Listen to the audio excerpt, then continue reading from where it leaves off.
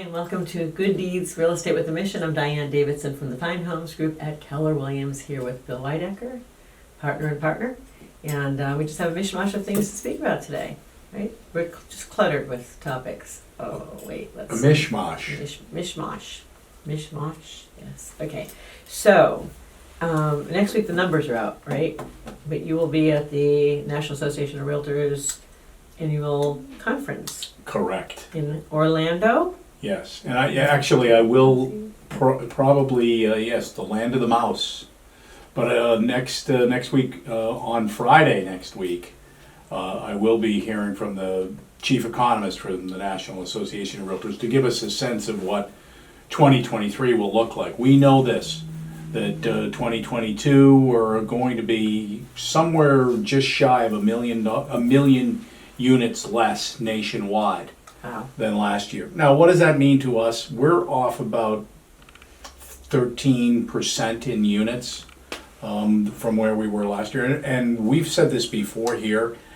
Much of that is because the listings haven't come on the market. Mm-hmm. If there were more listings, we'd have more sales. Right. There are still buyers waiting to buy. Yes, there are. That being said, one of the things in the mish and mosh that you wanted to talk about, or what I wanted to talk about, is the fact that today's Wall Street Journal, and it's Thursday, the Federal Reserve met yesterday. Jerome Powell spoke to the country, and they've raised their rates 75 more basis points, which is 0.75%. 4 straight 75 basis point increases, and 375 basis points since the beginning of the year. What does that mean? It's a 3.75% rate increase. And if you look at rates this time last year, around 3, now 7, so that kind of falls right in line. With mortgages. And I've been asked this question, are buyers still buying? Well, yes, they are. And buyers are buying not quite the velocity that we saw at the beginning of the year. And they were outstripping active listings 2 to 1. So for every new listing that was coming on the market, there were 2 properties going under contract. Now it's about 1.1, 1.2 to 1. So we are starting to see this equalization, but inventory hasn't increased. As of this morning, there were less than 1,800 single-family homes on the market in the entire state. To give some context to that, I always pull a town every morning for me to get a touchstone. And this morning I pulled Goffstown, and there were 6 single-family homes on the market in the entire town. So here's a town where there should be 80, 90 houses on the market. Yep. So that's an equalized market. So we're nowhere near an equalized market, and I don't know whether what we used to call an equalized market will ever look that way again. Mm-hmm. We are just short on houses. So we'll see what this means going forward. We update you every single week, and so you keep staying tuned. We can give you a little more context as we go further. Well, that was a lot of mish. I had 2 moshes, but I might have to, shorten myself to just to one.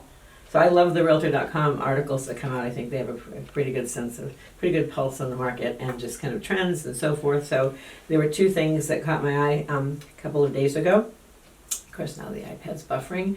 One was the top 6 things that make the front of your house look woefully out of dated and how to fix them. Want to know what number 1 is? Please. Though I have to say, this time of year, it's probably this past now. Cobwebs. Get rid of them. Not virtually. Not the fake cobwebs. Exactly. Dusting the inside of your home is fairly standard, but the outside, not so much. Might seem like rain, wind, and snow should keep a home dust free, but take a closer look. So, cobwebs appear in unexpected places. I'm summarizing now. Plastic furniture, number 2. Get rid of it. Yeah, get rid of it. It's easy to care for, it's practical and cheap, but when you're talking about curb appeal, cheap is what you want to avoid here. Better off with none, right? Yeah, I suppose. They're good, they're great places to go though. Vintage is great. There's some great bargains you can pick up, and if you're handy, like Chip and Joanna, not so much, but we know plenty of Chips and Joannas to hire, right? Shoddy shutters and, easy for me to say, and dirty windows. right? One trick we use with our, not trick, but suggestion we make to our seller clients is to have their windows washed. I mean, dirty windows don't really show in photography much, so to have it done right before showings begin and to leave the screens out. They just look much cleaner and the screens collect a lot of dirt, Yep. stuff. Pollen in the spring, dirt in the rest of the year. Siding and paint color choices, we know about that.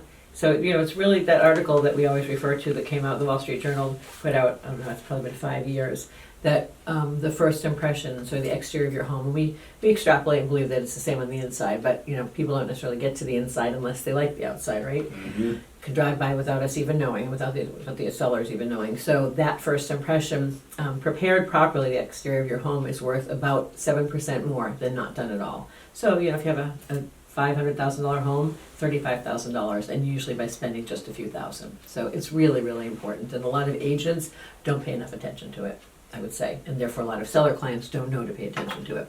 They avoid it because it sometimes can appear to be an uncomfortable conversation. Right. Yep. Most of the clients that we talk to, when you lay it out, they're all for it. Yeah. They may need to find a way to do it, and figure it out. But if you can show the data, people are interested in Right. in maximizing their return on their investment. It's irresponsible of us to not point out that making the small investments, the critical investments, will yield a much better price and terms. Okay. Then poorly maintained driveway, right? No brainer. And trash cans in view. Well, there are probably some really cute trash cans these days, but I haven't seen any.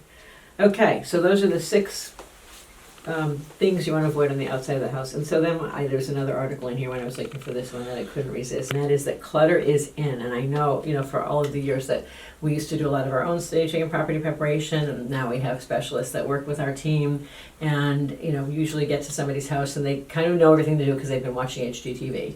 So they think they should remove all clutter, and I usually explain that. And depersonalize. Exactly, and I explain that there are accessories and there's clutter, and the example I usually use of things that should get put away. First of all, my rule of thumb is the more useful it is, the more likely it is that you should hide it, right? Because it's not usually attractive. I mean, if it's an amazing $2,000 espresso machine, leave that out. But when it's a toaster oven from college and it functions, it's perfectly fine because it's 35 years old and the white turned yellowish brown and the things are melted.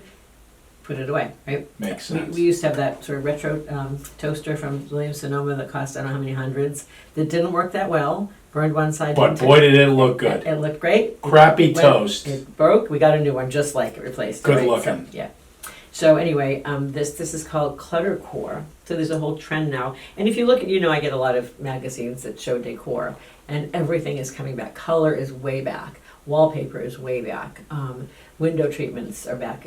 So there's a lot of people like to show their stuff, and it's not to say that a clean look isn't still in style, but now it's kind of like jeans. Every cut, every rise, every width of the leg is there. It's all in style. Wouldn't you? I mean, I think it's worth pointing out is that when you say wallpaper's back, window treatments are not back. the wallpaper that's already on the wall. It doesn't No. mean Old wallpaper. wallpaper's not back, no. It's New wallpaper. Is it's back. trendy The wallpaper. style, yes, Yeah. exactly. Okay, can I find it? I can't find it. It's All right. okay. We're going to take your word on it. You are? Okay. And it'll give us it'll make Something to talk us about all next want to week. tune in next week. Oh, I can't wait, the suspense. Anyway, I think that's it. Numbers next week, clutter next week. You'll be away next week.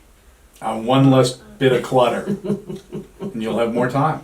I will. I'll All talk less. right. That's it. Not at all. That's it for today. Oh, actually, can I plug our Boys and Girls Club turkey? Sure I can. Please. Okay.